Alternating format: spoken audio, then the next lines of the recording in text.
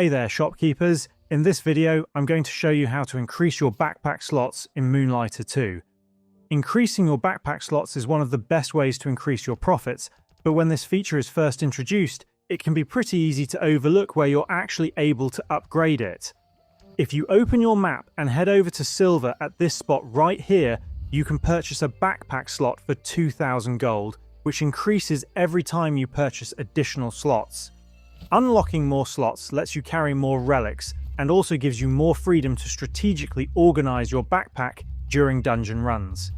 This is especially important since many relics have curses or conditions based on where they're placed inside your inventory.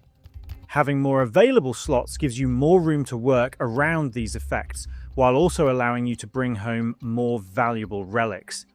Because of this, I recommend making backpack slots one of your next upgrade priorities, especially if you constantly find yourself discarding excess relics during your dungeon runs. And that's how to increase your backpack slots in Moonlighter 2.